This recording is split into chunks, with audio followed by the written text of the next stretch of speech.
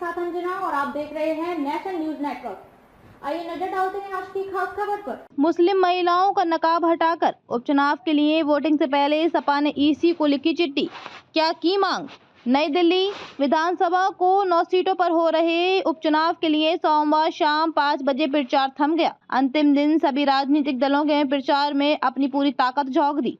अब 20 नवंबर बुधवार को सुबह 7 से शाम 5 बजे तक मतदान होगा। इससे पहले समाजवादी पार्टी ने चुनाव आयोग को एक चिट्ठी लिखी है। इस चिट्ठी में सपा ने चुनाव आयोग से मांग की है कि मतदान के दौरान मुस्लिम महिलाओं की बुर्का हटाकर चेकिंग न की जाए। सपा ने चुनाव आयोग से मांग की है कि रिटर्निंग ऑफिसर, जिला मजिस्ट्रेट, जनरल ऑब्जर्वर और पुलिस अधिकारियों को लिखित आदेश जारी किया जाए कि 20 नवंबर 2024 मतदान की तिथि का कोई भी पुलिसकर्मी किसी भी मतदाता की मतदाता पहचान पत्र की जाँच नहीं करेगा।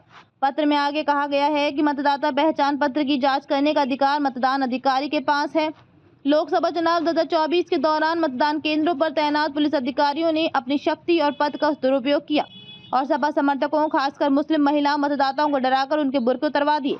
इसके बाद मतदाताओं को मतदान केंद्रों से बिना मतदान किए लौटना पड़ा और इससे मतदान प्रभावित हुआ और मतदेय स्थलों पर मतदान प्रतिशत में गिरावट आई थी। विधानसभा की 9 सीटों पर हो रही उपचुनाव के लिए सोमवार शाम 5 बजे प्रचार थम गया। अंतिम दिन सभी राजनीतिक दलों ने प्रचार में अपनी पूरी ताकत झोंक दी। अब 20 नवंबर बुधवार को सुबह 7 से शाम 5 बजे तक मतदान होगा। उपचुनाव में करीब 34 लाख मतदाता 90 प्रत्याशियों की किस्मत का निर्णय करेंगे। मतगणना 23 नवंबर को होगी। भाजपा और सपा की प्रतिष्ठा दांव पर। उपचुनाव में खास तौर से सत्ताधारी भाजपा और मुख्य विपक्षी दल सपा की प्रतिष्ठा दांव पर लगी है।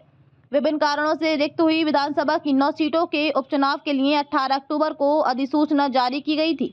अधिसूचना भले ही 1 माह पहले जारी हुई थी, लेकिन इन सीटों पर जीत सुनिश्चित करने के लिए सभी दल कई माह पहले से ही सक्रिय हो गए थे। उपचुनाव में भाजपा और सपा की प्रतिष्ठा दांव पर होगी। उपचुनाव वाली 9 सीटों के नतीजे से सरकार के बनने बिगड़ने पर कोई असर पड़ने वाला नहीं है, लेकिन लोकसभा के आम चुनाव के बाद हो रहे उपचुनाव के नतीजों से निकलने वाले संदेश के बड़े सियासी मायने होंगे। लोकसभा चुनाव में सपा कांग्रेस के INDIA गठबंधन से NDA को बड़ा झटका लगने के बाद उपचुनाव की कमान खुद मुख्यमंत्री योगी आदित्यनाथ ने संभालते हुए मंत्रियों को अलग अलग सीटों की जिम्मेदारी जुलाई में ही सौंप दी थी। भाजपा ने जहां खुद 8 सीटों पर प्रत्याशी खड़े किए हैं, वहीं मीरापुर सीट पर NDA के सहयोगी रालोद को उम्मीदवार मैदान में हैं। चुनाव प्रचार के दौरान भाजपा ने जहां विकास और हिंदुत्व के एजेंडे पर भरोसा जताया, वहीं सपा ने PDA, पिछड़ा, दलित, अल्पसंख्यक गठजोड़ पर ही अपना जोर लगाया।